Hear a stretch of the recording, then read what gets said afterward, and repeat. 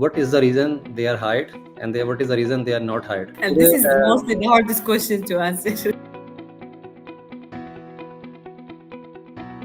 Biggest challenge that job seekers are looking for now. Because the market demand is changing differently. Now innovation is number one in the list.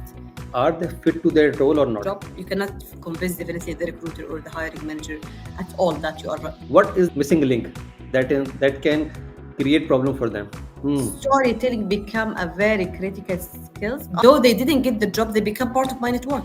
This is one of the biggest mistakes. Like I'm there to answer the questions. Because they know how to handle the recruiters, what they are looking for. Any tips and tricks you can provide to the people to enhance their profile? Went to your LinkedIn page and I couldn't tell who are you. What content you are posting matters a lot, because and it's really important what you want to tell people about you.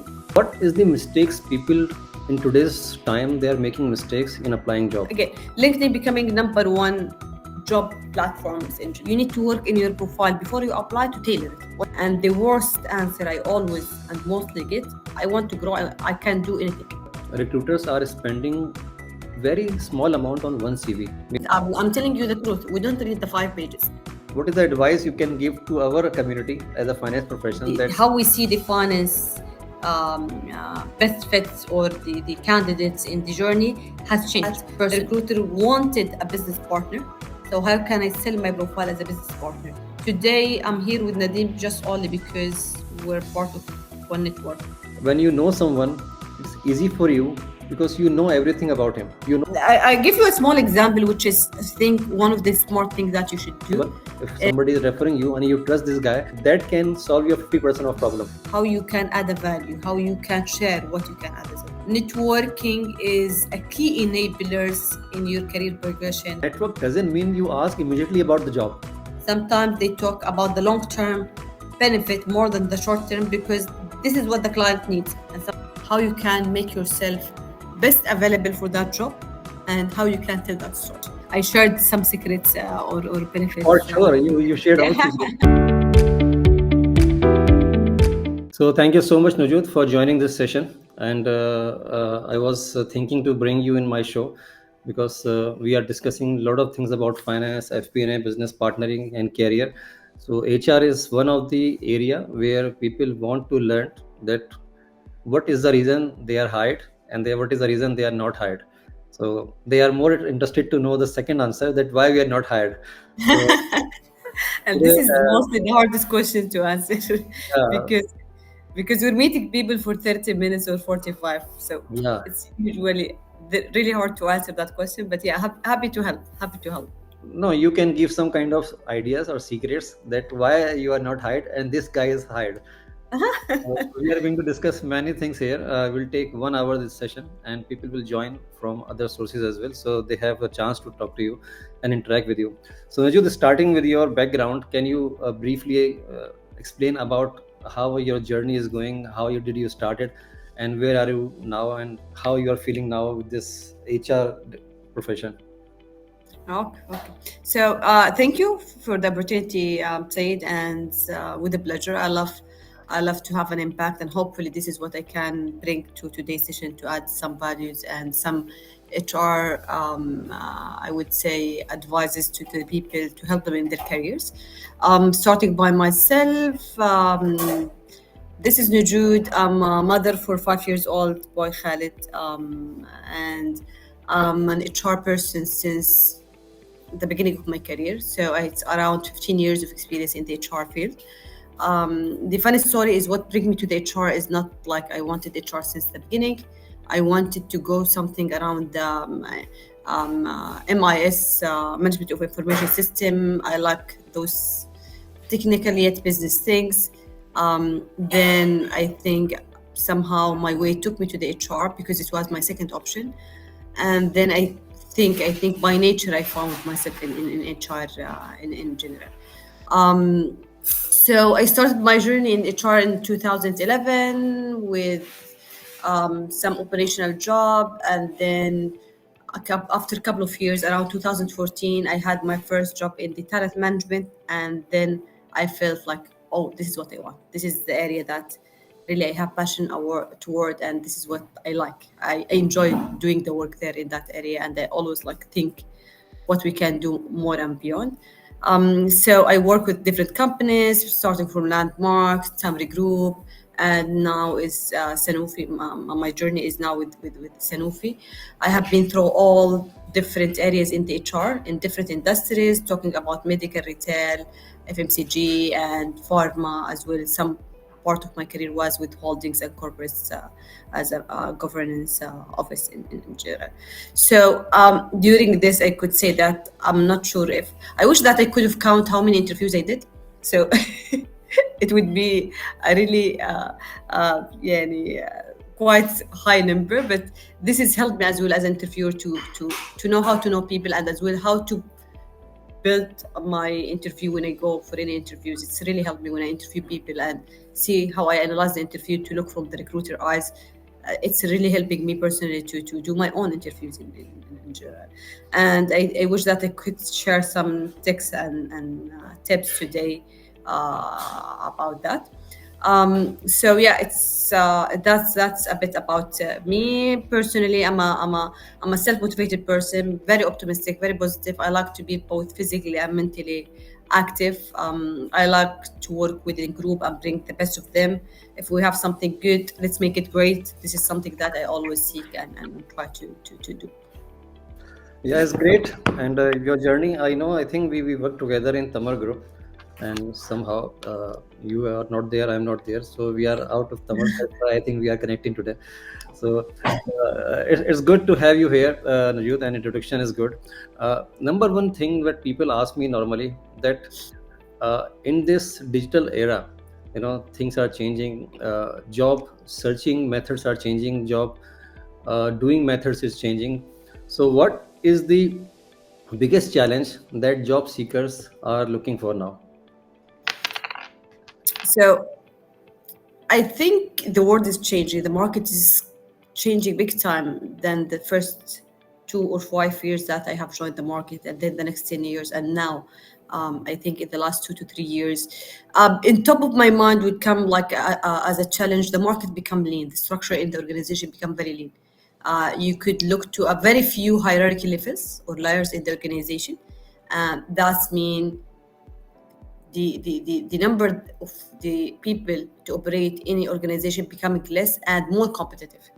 So before the opportunities was more, so the competition was having more chances for the people to shine. Now like people organization taking the top of the top, the best of the best when it comes to their hirings and needs. And this is because of the replacement of the technology, the new thinking of management, how we become more lean. We were giving more space for people to lead rather than putting a manager over a manager over a manager. So this is make a bit the competition hard, because we're having less opportunities in general when it comes to where people can apply and compete. And as well, the second thing I would look at is the readiness of the talent pool in the market, because the market demand is changing. Before 3 or 4 years, it was a bit different. Now, innovation is number one in the list. The organization looks. So, how you could bring innovation to your skills when you apply to the job, because this is what the organization nowadays look at. Today, even the industries, and you're becoming now at Riyadh Sayed, and you see new industry we have never seen in the Saudi as an example. A lot of fintech company, a lot of local manufacturing projects happening, a lot of tech experts companies hiring for people, business development people, and some not only the technical jobs. I would talk here about even being an HR in organization of fintech, or for local manufacturing where there is a tech transfer and capabilities building and all of that. It's required different set of skills where someone go to a well-established organization and an industry has been in the market for so long. So these are like the two things I could think of, like less opportunities, more competitive platforms. And the other thing is new talents or new requirements, demands of the skills are coming to the people to look at.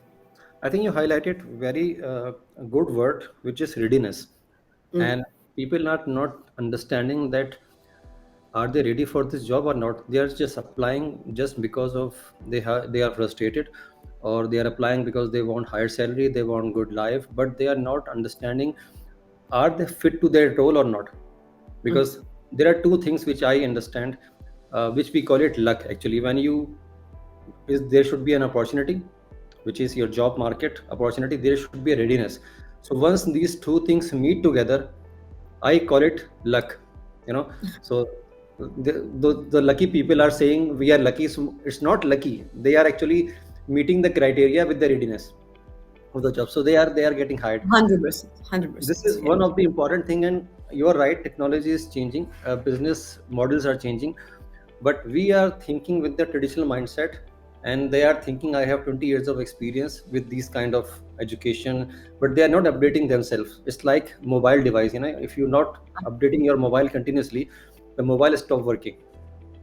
So I think 100%. we And I all think we're bothered with the number of the updates we're doing, but otherwise you cannot, it cannot be functional anymore. Yeah. This is how frequent you should be updated. And so I like when you say it's luck, like people when you say, oh, the opportunity that I fit with my experience. It's never been luck. I have seen great people trying to sell themselves for the job. I'm the right person in that job, even if they didn't have that experience. They could, if you didn't really understand why you could fit in that job, you cannot convince definitely the recruiter or the hiring manager at all that you are the best fit for that job at all. So first of thing, you need to understand why this job, why am I the best fit of that job, or how can I be the best fit for that job, where I can add from my experience, skills, knowledge, to make sure that I can do that job very well and really add value to the business. So I think it's required some work and thinking before you apply and after you apply and during the interview to make the right link and sell that to the recruiter. For me, it's like uh, you need to sell it. You need to yeah, sell it to the recruiter. it's been you need a selling skills, which is it is on top of your technical skills. One question comes in my mind, Najwa, that people are they are very comfortable with their technical skills, whether they are engineers, whether they are accountants, they are HR professionals, they know that we can handle technically our area, but still they are think that my education, my certification, I am full of everything, my CV is perfect, but still they are facing problem during the interviews. So what is the missing thing, missing link that can create problem for them? So yeah, I think it's selling skills, or how I like to say it usually, it's a storytelling. Hmm. Storytelling become a very critical skills either when applying to job or either toward doing your job, how you tell your story Yeah. and how you make this story relevant to what the recruiter is really looking for or wanted to hear, like in general. So storytelling is a key thing. It's about how you're making your story very well structured, how you make your story really tackle the key points that that person is asking for, and this is how you bring the attention of the recruiter and make it memorable. So if you go out of this interview, you might be hired, you might not be, but your story should be memorable. In different occasions, some people, because they did really good during their interviews, though they didn't get the job, they become part of my network. I know them very well.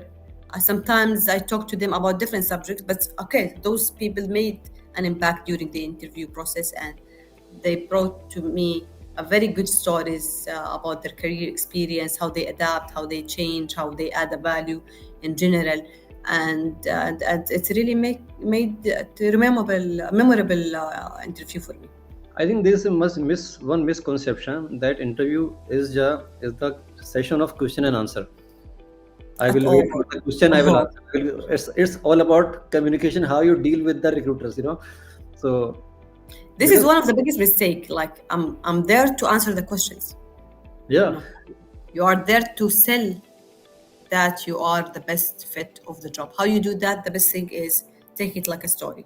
Why am I the best person for that person? And don't overdo it, because overdoing it is sometimes I feel myself is stuck in an interview where someone is talking, talking, talking, talking, and I lose the interest to listen anymore because they didn't really make the relevancy or make it structure as it should be. I think storytelling is one of the powerful tool that everyone has to understand, because whether you are salesperson, your finance, if you cannot tell the story, even in your family, True. you can play with the stories everywhere.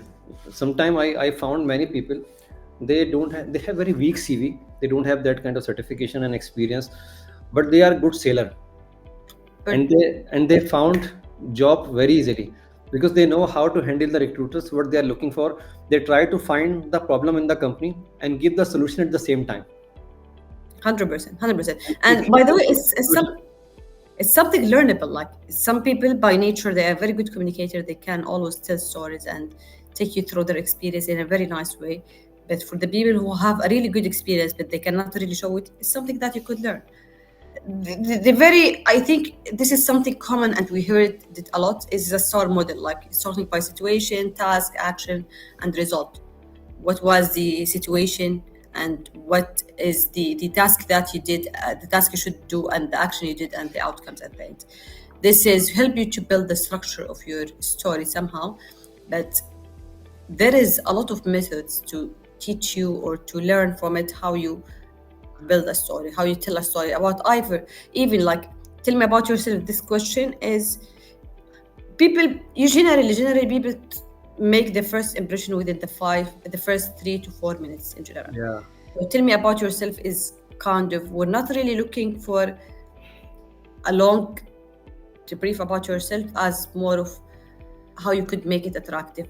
We talk sometimes about something called elevator pitch, which is yeah, the meaning of that is when you meet someone in the elevator, you have around 20 to 30 seconds yeah, to give him something about yourself, and yeah, then he remember you or he try to connect you after that. So this is yeah. something that we call elevator pitch, that people should try to use it when they talk about their first brief in the interviews. So what you want to And it, talk, what you want to say, how you want to bring the attention to your profile from the and it should be natural, it should not be that you memorize it. Words at all. should be in a flow that people think that it's coming from your heart, not from your brain, you know. But yes, 100%. So don't memorize it, but at the same time, don't come and articulate it in the spot. So for me, it's what you want to tell. I want to tell that I'm an experienced HR professional. I want to tell that I have worked in different industries. I want to tell that I have a passion in the talent management. These are the 3 points I want to mention. I would not have 4 lines to memorize. So I just keep in the top of my mind what I want to tell, the messages that I want to send, and then I articulate and I say, "Hi, this is Nojood," and I take people through this briefing in general. One thing So is, yeah, I just want to learn from you that interview is the second process. First process is to prepare your profile. So in profile, we have two kind of areas of profile, right? One is LinkedIn profile, one is CV. And I think CV is becoming second. People are going through the LinkedIn profile. 100%. So any tips and tricks you can provide to the people there to enhance their profile? Yeah, definitely. So LinkedIn is your Facebook page or an Instagram or like your social media, but in the professional world. It's your In a marketing meaning account. that, yes. So in a meaning now, if I went to your LinkedIn page and I couldn't tell who are you and what you do and what kind of value you add, you're losing a couple of points. Because Ah, if you yeah, look to your Instagram, I can see that you're a father, you have, for example, 3 kids, you like to travel, you like to cook. This is something that I can tell from your like an Instagram page as example. But if I went to your LinkedIn page, I could find that nothing, like a jobs. So you're not giving me an indicator, so I could, oh, it looks really nice.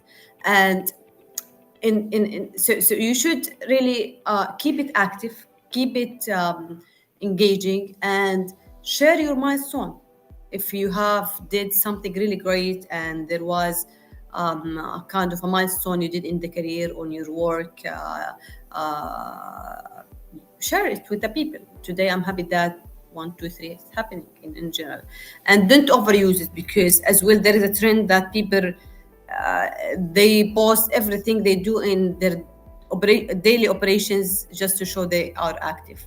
Recruiters are smart and hiring managers are smart as well. Yeah. We know this is not a big thing if you for example did this or shared that. But we can tell that, okay, today you have been part of a successful launch or a successful marketing plan. Why? After the successful marketing plan, not like at a part of that marketing plan you're posting something, you are happy to be one of the people who prepared to the marketing plan. No, tell me after you did it and tell me why. What was the ROI in a way, so I can add. So for me as a recruiter, when I go to your LinkedIn page, it should attract me somehow within a way or another, because I'm looking for a certain skills. If I saw it in your profile and your page, it will help me definitely to grow. And one of the thing I normally tell people that what content you are posting matters a lot, because the people are trying to hire you, they understand your mindset, they understand your personality. If you are more of a political share, so maybe people will avoid you, that he is sharing political. So be consistent, but on your topic, and you post the things which you want to be.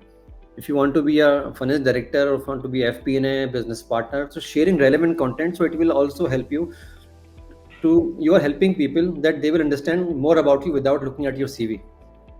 100%, 100%, 100%. But it's a very tricky one, not to overuse or to overdo, or not to do at all, to have this middle base to do things. And it's really important what you want to tell people about you.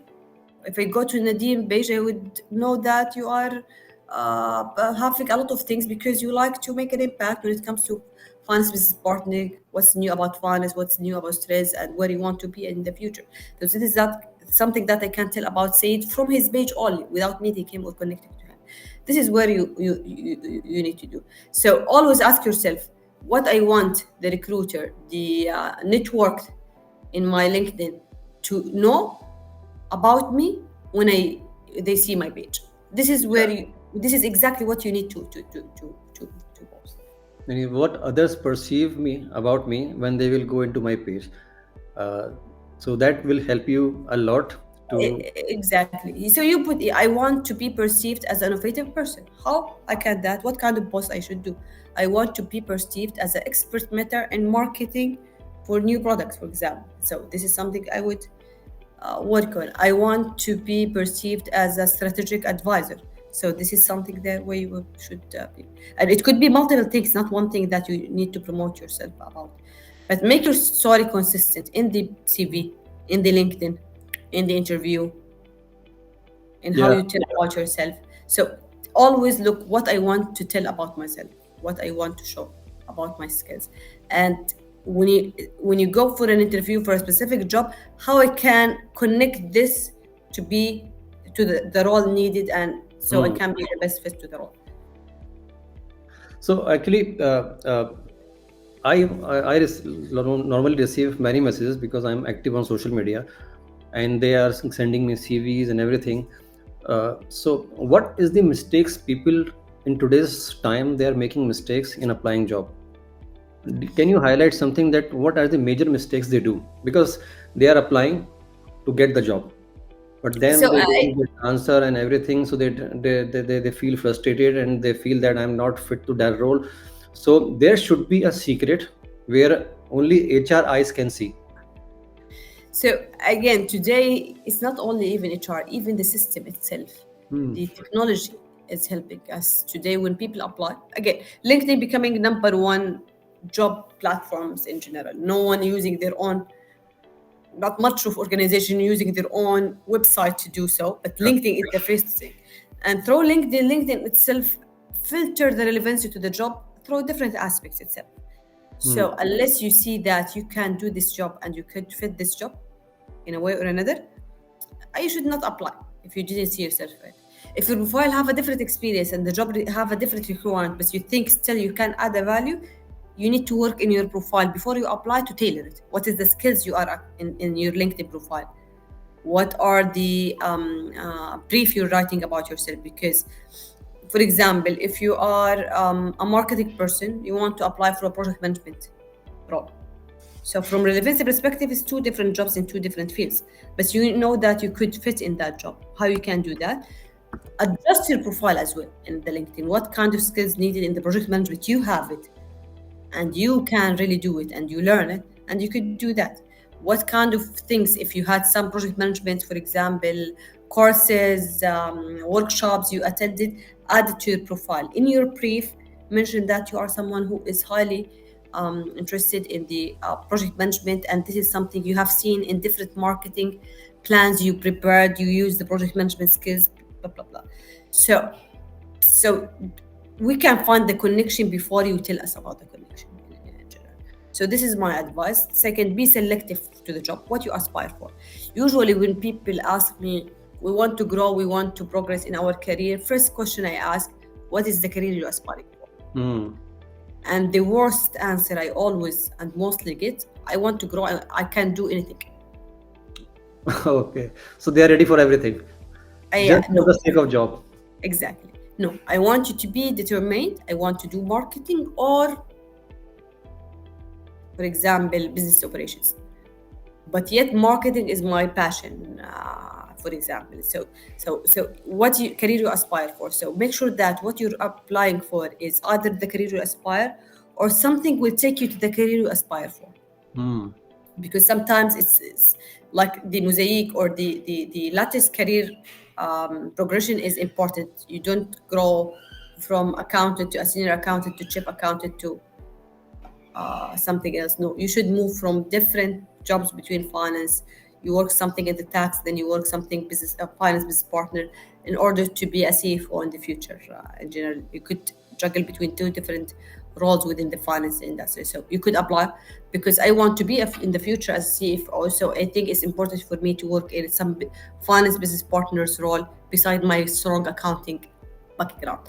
So this is where you need either to apply for the jobs that aspire you as you aspire for, or it will take you to the job you aspire for, and this should be very clear in the story you're telling during the interviews and all of that. Exactly. I was just thinking the same thing, that storytelling is always there for anything. Yes, at the end, you're trying to make an impression in a very in reading a profile, and then reading a CV, and then a 30 or 45 minutes connect to say that you could fit for a job that you would work in it for a years. So, and by the way, interviews usually like tell us 15 to 20% about the person. Sometimes we do some case studies would increase the percentage of 25 to see that Nadim is fit. So if Nadim was stronger than me, but I was better solitaire than Nadim and I could sell it, I would have more chances than Nadim simply.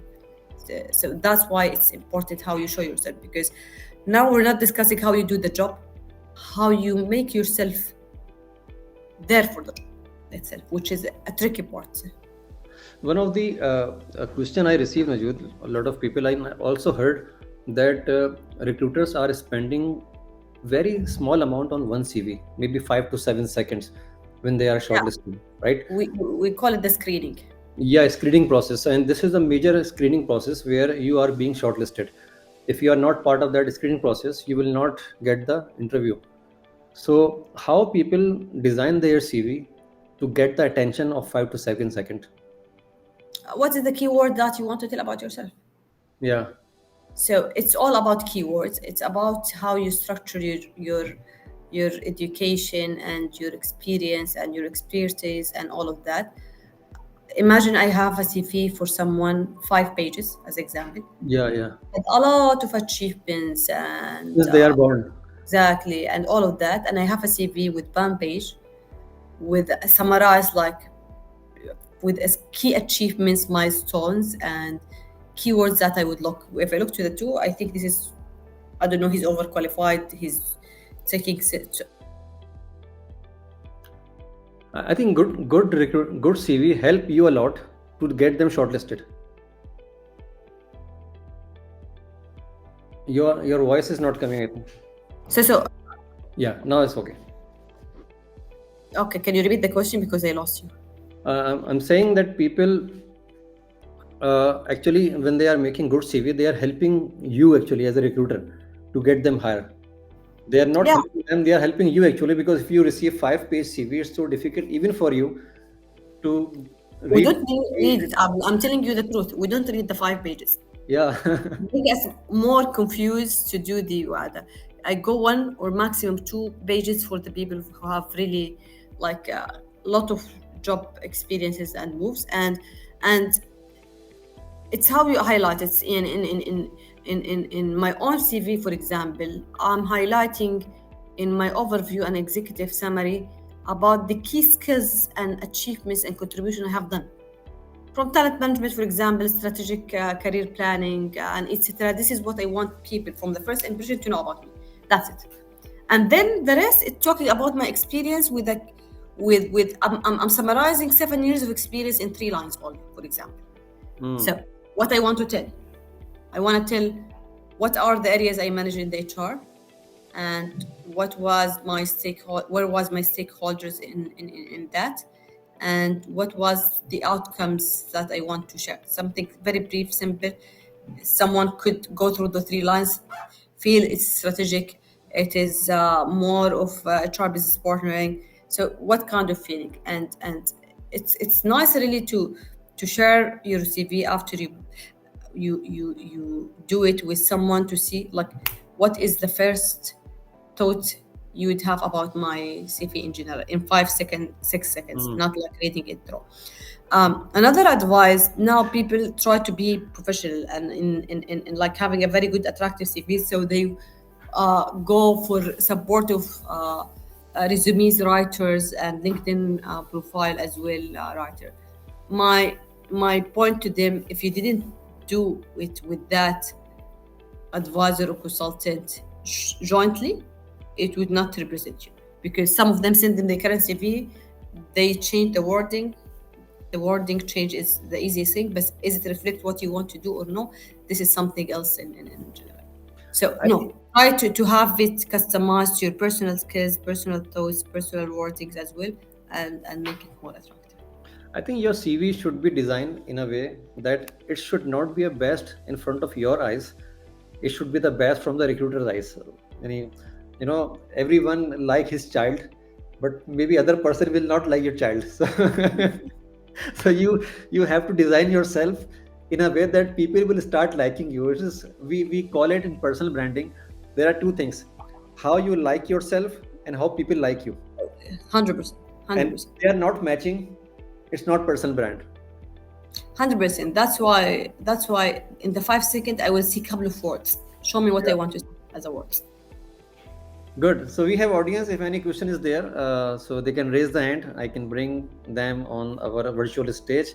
So you have a chance to interact with Najood since they are coming to us, and we'll move forward to next. So Najood, we as a finance professional, normally finance people are very shy person.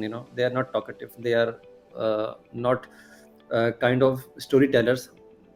They are not selling person. They are working in a closed room from 9 to 5, and they are working hard. They are working on weekends, 12 hours, 13 hours, closing, audit, and everything. So how they grow, because they don't have these kind of skills? What is the advice you can give to our community as a finance professional, that what is the thing they have to focus, because they are focusing on all technical skills.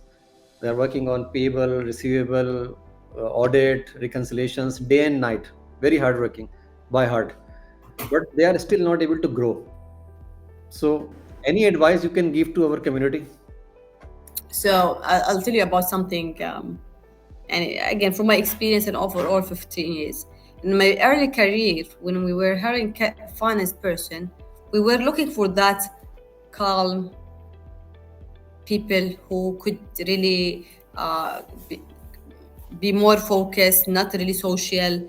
So sometimes they handle had sensitive information, not to get distracted easily with social and networking things. So somehow we were more into hiring people with that profile type.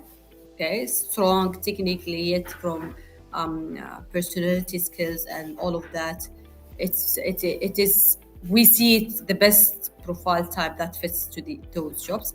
But by the time I think, and this is not only in finance, I would say that in different functions, support functions in specific, we become a business partner rather than support center. So even as an accountant, even as auditor, your job is to help the business to be better, not to do the technical work.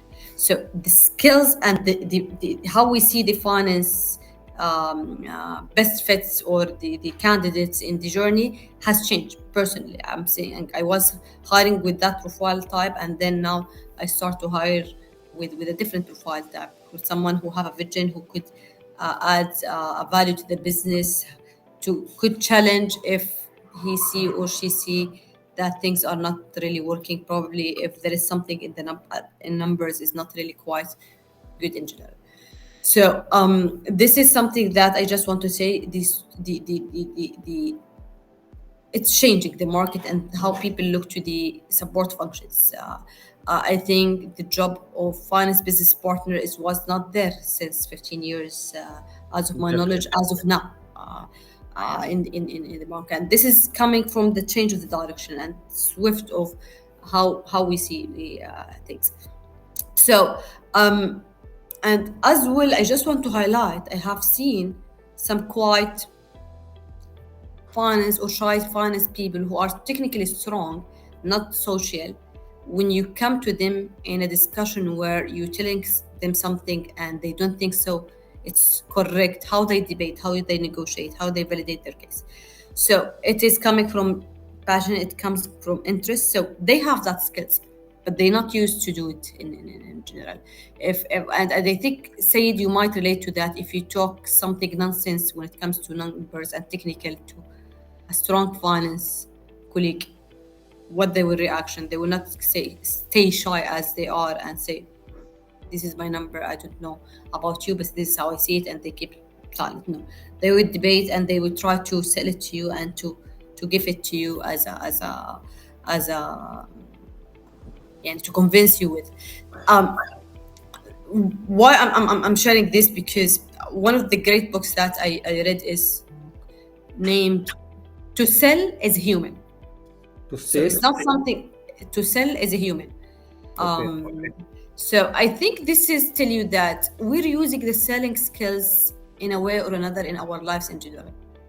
But it depends on where and why. Because if we talk about something that we want, we have a passion. For example, if you talk to someone in finance who have very strong interest in cars, as in general, engines and all of that, you'd find him talking about that with a passion and having a really nice storytelling about his interest and passion with relevant community to that, or a seller in a market, or as a so it depends how you bring that to the interview. So the skill should be there, almost everyone should have it.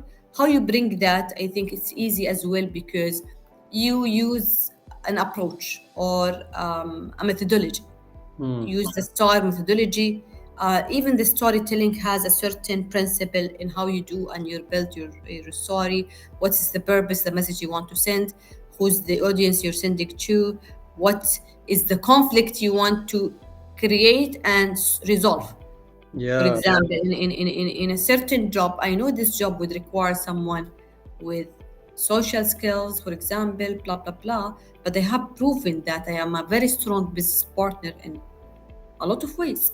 I have one, two, three as an achievement. So creating that conflict is part of the and if you understand the principles, how you build a good story, and then you start to um, put your story in, and then refine your story, you would be able to live there.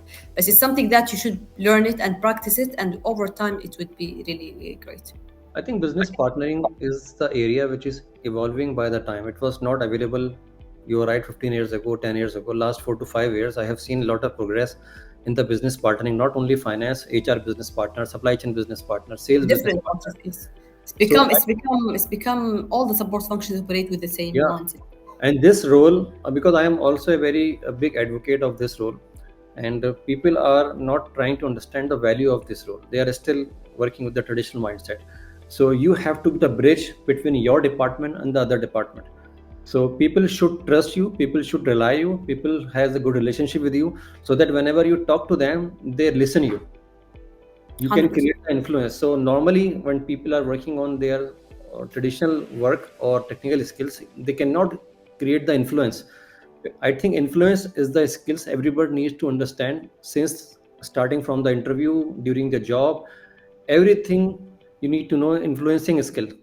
And that is one of the major skill, and people has to understand the value of this. 100%. And this is again what the recruiter looks for. So this is requires someone with a good interpersonal skills, not shy, not looking, just answering the question. So make sure that you put that the recruiter wanted a business partner.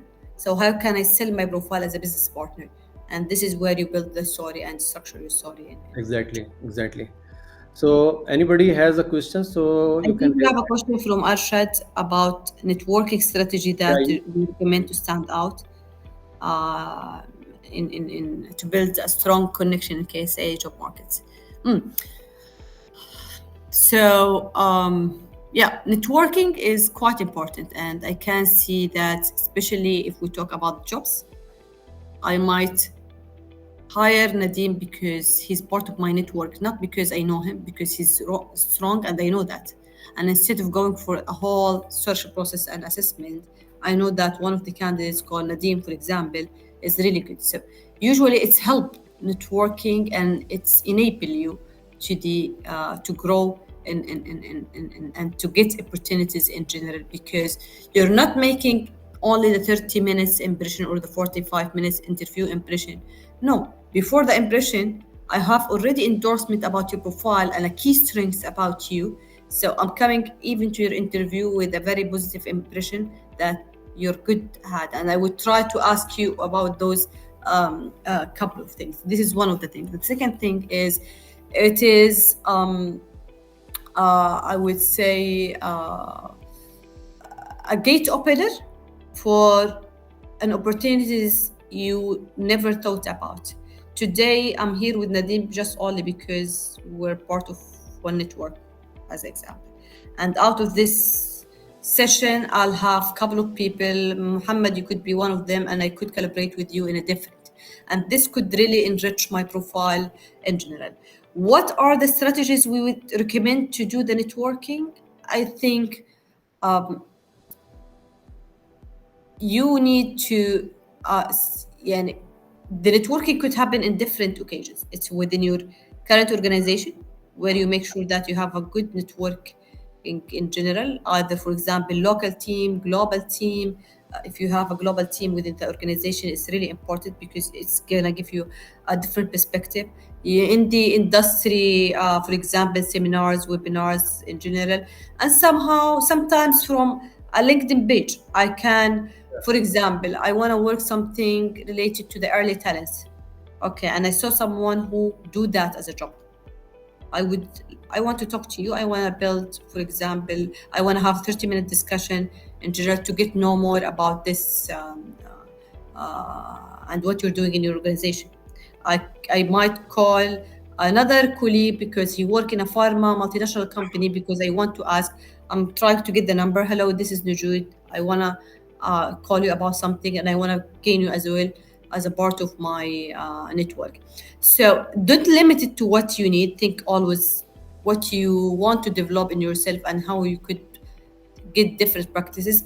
Before we, it was more, يعني, I think it was by nature, whatever networking around us, we're trying to do our best. But today, what's needed in general in order to be a gate opener is to be a proactive in that and utilize different opportunities. Out of this session, you could connect to different people. Out of another interaction you have done, you could as well try to add. And I might keep that number for a couple of years in my mobile before I call them once again for an opportunity to interact with in general. They start to become part of your LinkedIn network, and then maybe in a very specific meetings, gathering, you would see those people again. But I think something, put it as a target. I want to have a network in X industry, X expertise, and for example, from different market. Yeah. This is what you want. And if you, and then you would start notice the opportunities would bring you to that network. It's example like if you want to buy a red car and you go to the street and you start to see all the red cars out of sudden. Before you were not noticing there is a lot of red cars. Now you're noticing there is a lot of red cars. What kind of network you want to leverage? Is it internal? Is it external? Is it in your industry? Is it out of your industry? And then utilize each opportunity to build it. Network has a lot of power. I know many people, and if you don't like some person and you don't know, you will not hire them, right? So when you know someone, it's easy for you because you know everything about him, you know his capabilities, your skills, so it is easy for you to hire them. So if someone you knows by any reference, because reference is also trustable, if somebody is referring you and you trust this guy, that can solve your 50% of problem. If somebody is sending me CV and I can rely on this, and that this CV is valuable for me, so network has so much power. So I was seeing one person. I was last time in a session in the webinar there, and they were saying, I will not hire a person who I don't like, whether he has a good talent, good certification, good skills, good communication skills, good storytelling skills. If I don't like him, I will not hire him. So this is the thing we need to understand from the job market perspective. Things are changing now. See, these were the individual behaviors somehow impact the process in general. We work with the people we don't like or we don't have a chemistry to work with. Yes, definitely, 100%. That's there. We're not required to like everyone we work with in general. And if that become a barrier of hiring someone, he's really good, he fit the job because I just don't like him, I don't think so. It's a kind of ethical behavior in general to think this Yeah. way, because everyone should get that chance. But if you think about it from a chance, less chances for that person to promote and endorse the profile of a person he doesn't like, yes, 100%. Uh, in general. And I don't call it networking if I'm not working with someone he doesn't like me. I think should be obvious to some extent. Again, this is maybe take some part about networking should not be annoying. يعني not for you. In order to network with someone, you send him a message over the LinkedIn, he did not respond, you try to for example send him another follow-ups, you see him reading the message, never replying back. So I think it's obvious that person either not having the chance or the time or the capacity to do that. So again, it's not end of the world, there is other people you could network with. And this is maybe like avoid to be over trying in order to build a network. It should be naturally coming. It should be because it's a network. It's something that you say, hi, hello, I work in there, you work. Oh, we have that common area. Okay, maybe we could do any kind of things together in the future, and that's it. Opportunities and collaborations could come and could not come, but I'm keeping someone that I give you a small example, which is I think one of the smart things that you should do is the industry or the business networking is one of the most important enablers. Because when I joined first time a pharma multinational, it's like the first multinational experience I have, and so I was determined to have a network from that area. So I tried to see different companies who works there. It was like manual research. I asked people, oh, I know that person. I interviewed him once. So I connected with him. I found out there is something called pharma committee for MNCs in Saudi. So I become part of that. I called a couple of people to ask them about a couple of things, not only because I want to ask, because I don't want to go always to the same person in the committee or the community that I have. I want to establish multiple relations. So I started with that. So who is your key network that you need? For me, within the last year, that was a network that I need in order to help me to navigate and as well to understand and to work with certain collaborations in general. For you, what is the network you need and how you reach there is a key thing. Actually, one thing I agree with you. And one of the major part which people don't do, they think that network is about taking something, receiving, getting, job getting, salary getting, promotion getting, appreciation getting, but it's about giving as well. It's True. a two-way process, we forget about giving. We always remember how I have to utilize network for me, myself. Me is very important. They don't realize that how I can leverage the network to deliver the value I can give to other people. So if you are taking only, people will not work with you. They will leave you by the some time. But if you start giving doesn't mean only money or something. You can giving your knowledge, you can share your experiences, you can guide someone, you can offering something. So this is also important part to build a strong network. Giving is so powerful.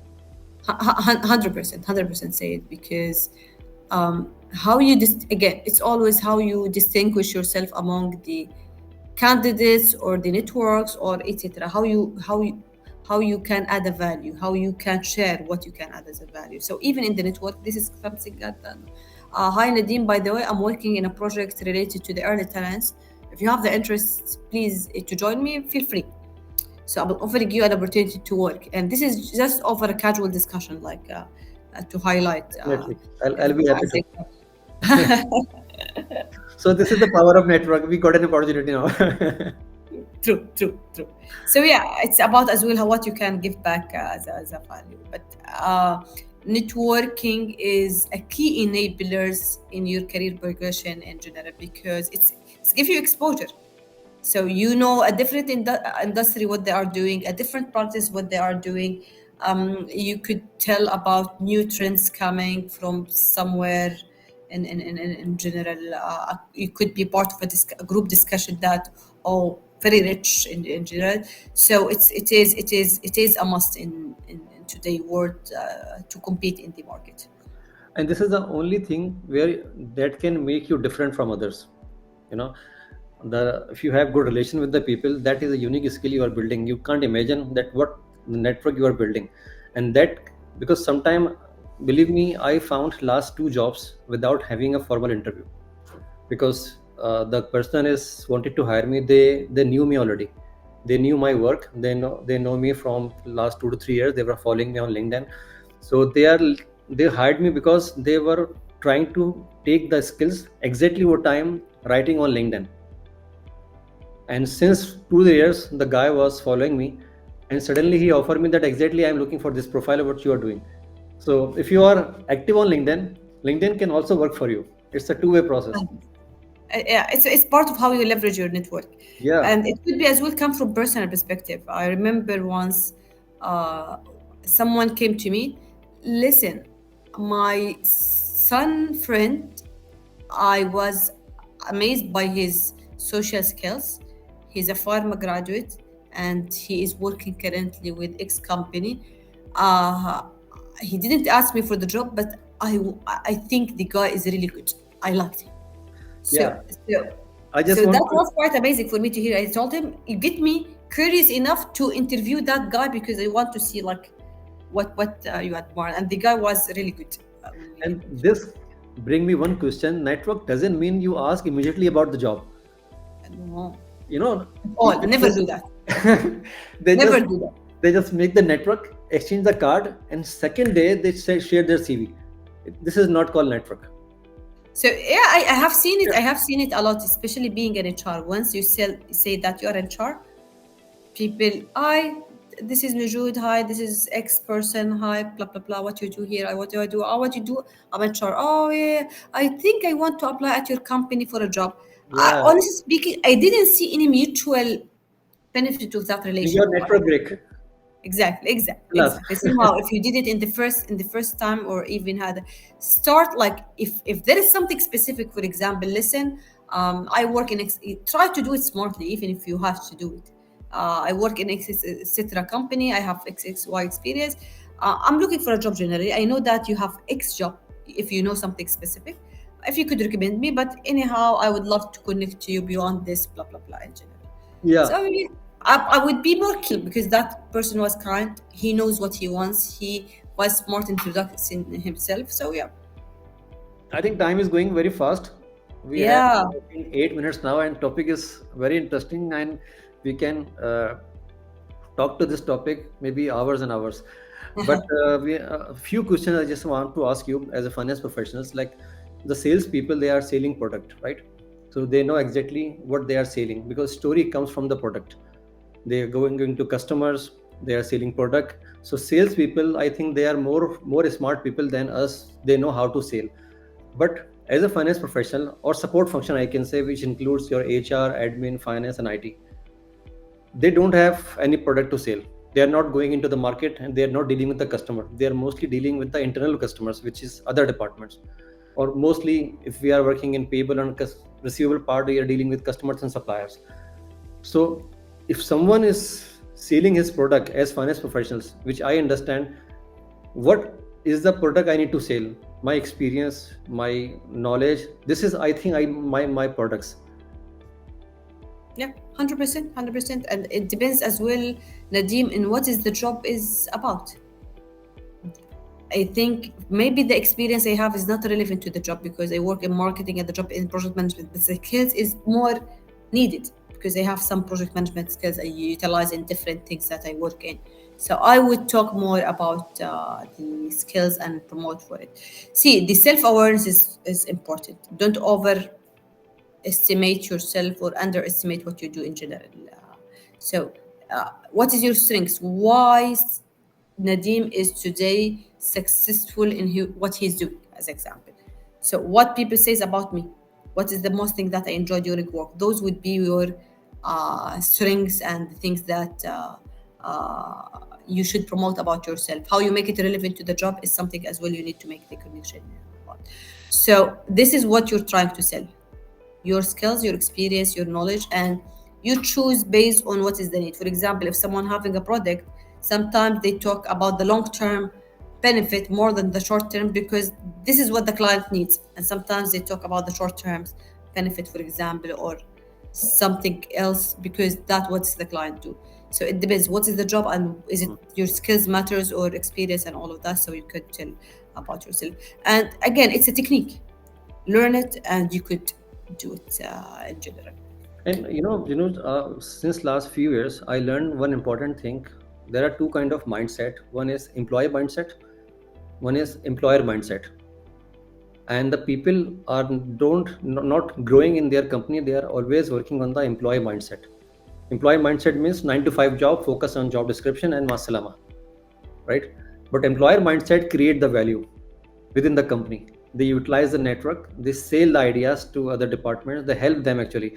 They leave their seats at least, because I was very shy person in the beginning, so I was sitting in my room and just close 8 9 hours on the same seat. I have a same bunch of people where I go for lunch. I don't even have a courage to sit with other person. So by the time I realized that employer mindset is very important when you are job working. It's not about only your business. Even you are working somewhere as an employee, you should have the employer mindset. So that help you a lot to grow in yourself. I cannot agree with you more because Nadeem, today you will not be here with me in a discussion talking about the career and the personal brand unless you know about it. And how you know about it unless you obtain that employer mindset, how I can grow people, how I can work better, how can the organization work better. And this is something that I can adopt as a skills in general. It gives you more exposure. It gives you more, I would say, bigger picture view that how we operate, how we think, how we succeed as a organization, and where my part specifically in that. So, other in this organization or any other organization, you could as well succeed in doing this thing, doing the job just for the job. It is, we used to call them, these are the contributor. You're coming, you do the job, you do it well, and you leave. They are a contributor. But today with the lean organization structure, having more lean structure, less people to operate the job. If you have 10 before, now we're having 5 to do the job because of the transformation. The operating model is changing. There is a lot of hubs thinking that remote working is happening, it's working. So it's not necessarily we hire everyone in the country. We could use hubs in general to support us in that. We could use technology. I give example in like uh, one of the companies is using AI to filter the business travel expenses. So how many jobs we're removing in Yeah. general, and how much people need as well to address sorry to link that point. So how many jobs were decreasing, and less opportunities, the contributor would have less chances to grow. So how you make yourself unique, how you stretch yourself beyond. Stretching yourself is not I think it's no more optional, it is to, in order to continue and grow in the career, you need always to stretch yourself in the job and to do more and to make added value, collaborate with others to make that value. So doing the job just for doing the job and leaving and then leaving to another organization, it can be working for For short term maybe, but not for long term. sustaining a career Yeah. opportunity is not the same as before. So we are done. Any advice, Nojood, in last minute you can give to people uh, when they are listening to us and they will see this YouTube the podcast. So any final advice you want to share with us? thank you, Nadeem. I enjoyed it big time. My last advice is everything start by what is your aspiration, what kind of jobs could take you to that aspiration, how you can make yourself best available for that job, and how you can tell that story.